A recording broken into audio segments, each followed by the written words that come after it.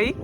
Hoje estamos aqui na Lagoa de Iguabinha para lermos mais uma parte do nosso livro A Quarta Dimensão, do pastor David Yong Cho. Estamos no capítulo 17. Já passamos da metade do nosso livro, que tem mudado nossas formas de orar, de pensar e de agir. Estamos agindo com mais sabedoria, confiança e perseverança. Espero que você esteja curtindo, compartilhando e se inscrevendo no nosso canal. Se ainda não compartilhou, não se inscreveu e ainda não curtiu, vai lá. É tão rapidinho, tá bom? Compartilha o nosso vídeo, porque outras pessoas precisam ser alcançadas por essa leitura, que está nos dando força, coragem e sabedoria. Estamos na parte A Escola de André. Vamos iniciar a nossa leitura? Ao receber a Jesus como Salvador pessoal, seu espírito nasce de novo, instantaneamente. Recebe num instante a vida de Deus. E nesse exato momento, seu ser espiritual ganha a vida eterna. Mas sua mente, seus pensamentos devem ser renovados, segundo seu espírito renascido. Essa renovação é obra para a vida toda. Requer tempo, energia e luta.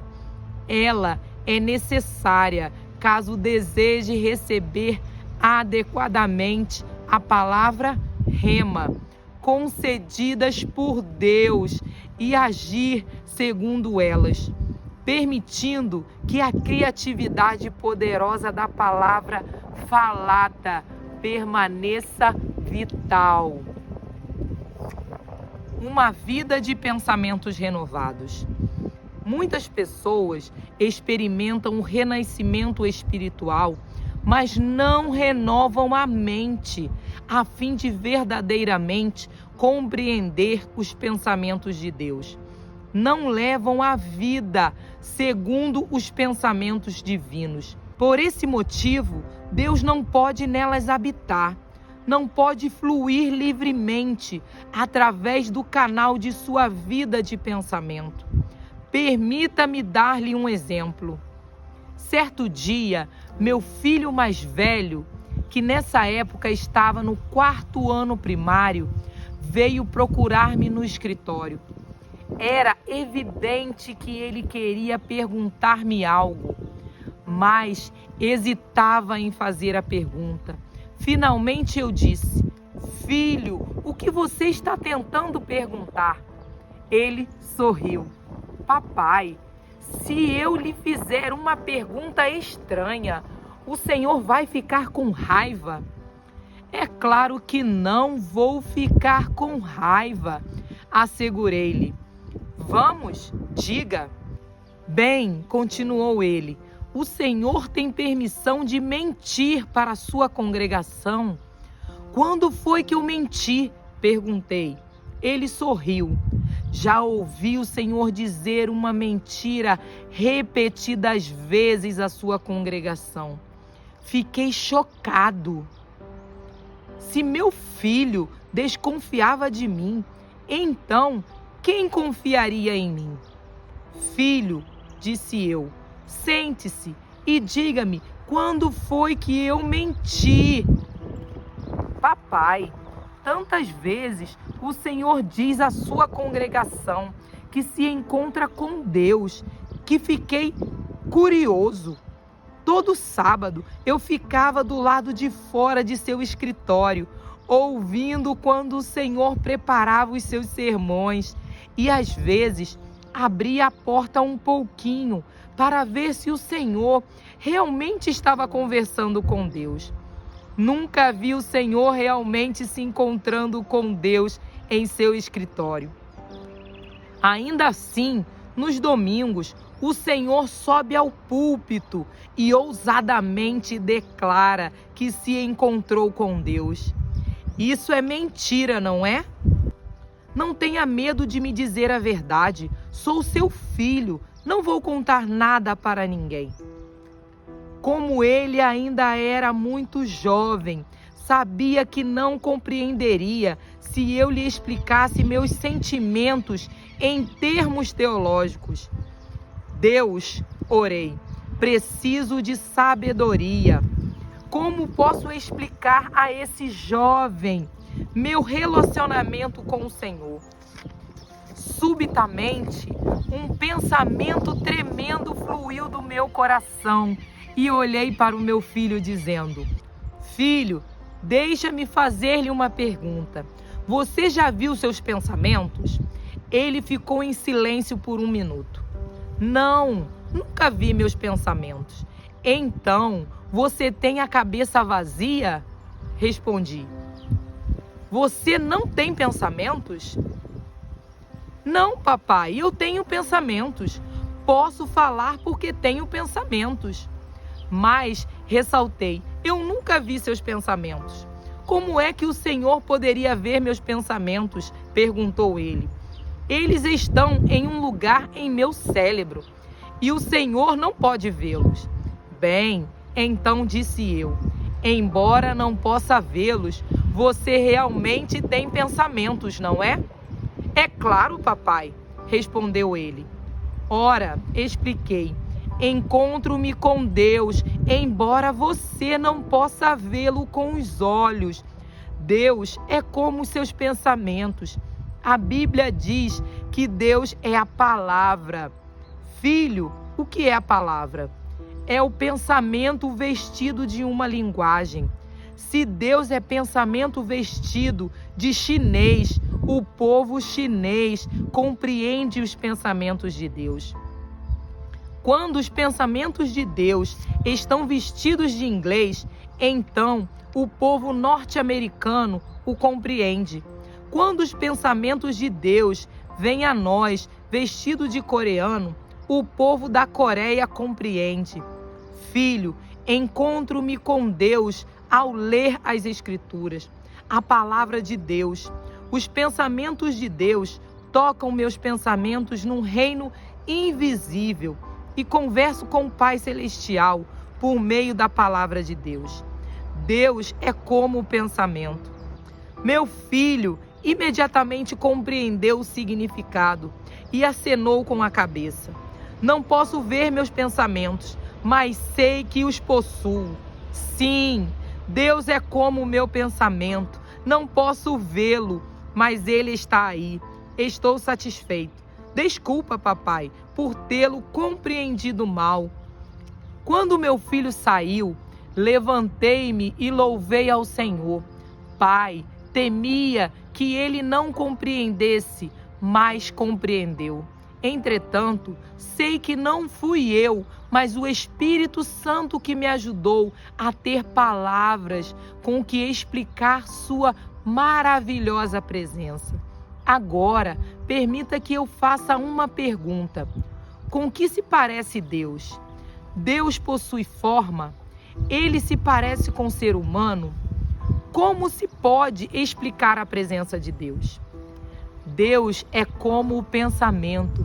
Se você não tiver nenhum pensamento, Deus não terá um canal por meio da qual falar a você.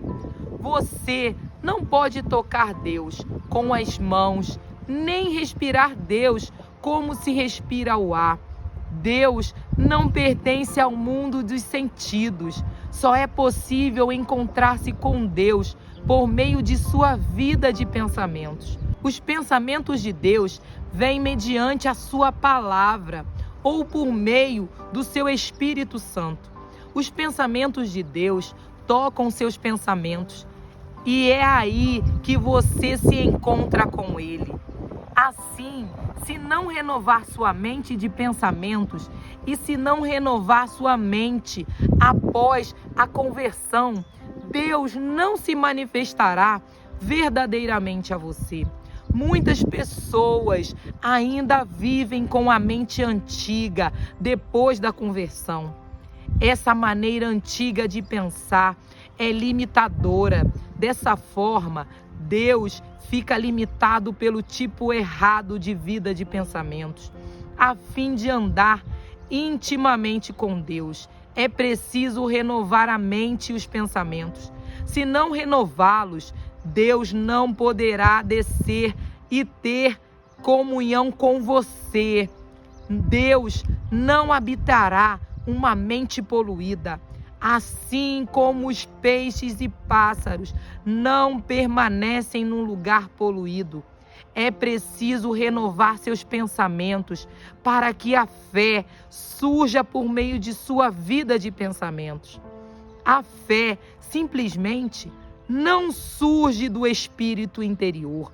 A fé vem pelo ouvir e ouvir a palavra de Deus. Primeiro, é preciso que a pessoa ouça. Ao ouvir, a palavra de Deus chega-lhe aos pensamentos. Mediante a vida de pensamentos, os pensamentos de Deus entram em seu espírito e produzem fé. Portanto, se a pessoa não renovar seus pensamentos, não poderá compreender completamente a palavra de Deus. Sem a renovação da mente e sem ouvir a palavra de Deus, a pessoa não pode ter fé, pois a fé vem pelo ouvir. E o que ouvimos? Ouvimos os pensamentos de Deus. Seu pensar absorve os pensamentos de Deus e produz a fé. E, por meio da fé, Deus pode fluir de você para os outros. Sua vida de pensamentos é demasiadamente importante. Você deve renovar sua mente. Há 3 passos que pode usar para renovar sua mente. É preciso segui-los a fim de conseguir a renovação de sua vida de pensamentos. Atitude de pensamento transformada. O primeiro passo é mudar seu pensamento de uma atitude negativa para uma atitude positiva. A título de exemplo, observamos Pedro, o discípulo de Jesus Cristo. Os discípulos de Jesus estavam em um barco no mar da Galileia. Era uma noite escura e tempestuosa, e as ondas eram tão altas que o barco estava a ponto de virar. Lutavam desesperadamente para manter o barco flutuando, quando de repente viram Jesus Cristo andando sobre as águas em sua direção. Naquela época, havia uma crença popular que dizia que o marinheiro que visse o fantasma no mar, seu barco afundaria. Por isso, quando os discípulos pescadores viram a Cristo, ficaram paralisados de medo, pensando que seu barco iria afundar e que iriam afogar-se. Mas Jesus falou: "Sou Cristo, não tenham medo." Pedro gritou: "Se é mesmo Jesus, ordene que eu vá até aí." Pedro sempre falava sem pensar. Era um homem terrivelmente emocional, mas tinha o dom da audácia, de modo que Deus o usou. Cristo então disse que ele fosse. Ao ouvir essa ordem, imediatamente aceitou a palavra de Deus e seu pensamento foi renovado.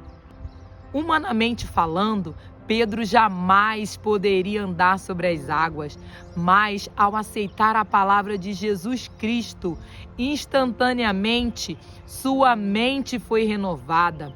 Pedro mudou seus pensamentos de uma atitude negativa para uma atitude positiva.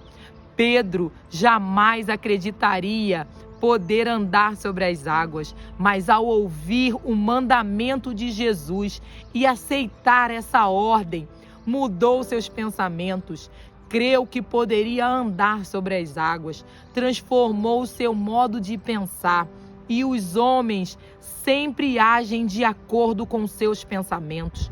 Quando Pedro renovou seus pensamentos e creu que poderia andar sobre as águas, agiu de acordo com isso e saltou do barco. A noite continuava escura e tempestuosa, e as ondas estavam muito altas, mas Pedro arriscou sua vida com ousadia, lançando-se ao mar pela fé, e começou a andar sobre as águas. Os milagres sempre seguem uma mente renovada. Quando percebeu que era capaz de andar sobre as águas, Pedro enfrentou as ondas. Seus pés molharam-se na espuma. Deu passos sobre a crista das ondas. Estava andando sobre as águas, mas de repente olhou ao redor. Viu os negros vales criados pelas ondas e começou a voltar a ter seus pensamentos antigos. Olhem para mim, pensou ele, não sou um ser humano, estou andando sobre as águas e não somos capazes de fazer isso. Nós, seres humanos, devemos andar na terra, não na água. Não sou um peixe, mas olhem para mim. Estou andando sobre as águas. Isso está errado. É impossível fazer isso. Ele mudou seu padrão de pensamento. Pensou que não mais conseguiria andar sobre as águas e instantaneamente começou a afundar. Deus se relaciona com cada um de nós por meio da nossa vida de pensamentos. Quando Pedro recebeu a palavra rema de Cristo, renovou seus pensamentos. Por isso pensou que poderia andar sobre as águas e andou.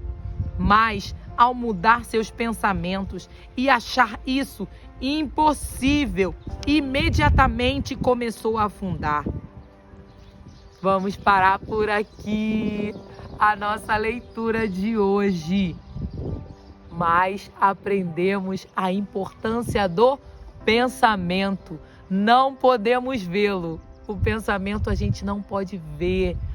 Como não podemos ver muitas vezes fisicamente o Senhor, mas sabemos através das suas atitudes, das atitudes de Deus, que Ele está conosco.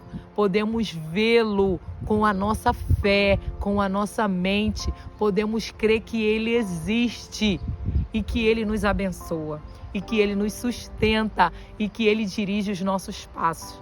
Então, renove a sua mente, renove a sua forma de pensar. Faça igual Pedro. Pedro, ele renovou a sua mente. Se o Senhor está mandando, eu irei. E ele foi e andou sobre as águas.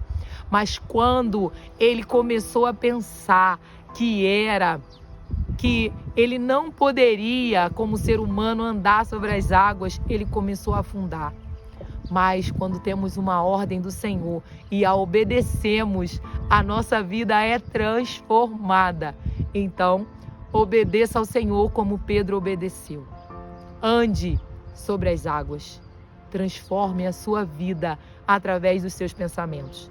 Que o Senhor abençoe a sua vida, que o Senhor abençoe a sua casa. Vamos orar para agradecer.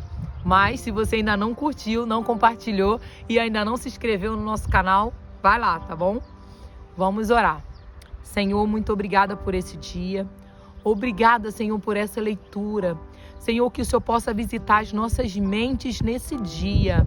Se há algum pensamento de impossibilidade, se há algum pensamento que vai contrário à sua vontade para nós, que o Senhor venha retirar da nossa mente, que o Senhor venha nos dar uma mente renovada, uma mente transformada, uma mente em Ti. Te entregamos neste dia a nossa mente, te entregamos o nosso coração. Que o Senhor venha estar conosco, nos ajudando, nos fortalecendo a cada dia. Em nome de Jesus. Amém. Amém e amém. Tchau. Até o próximo dia de leitura.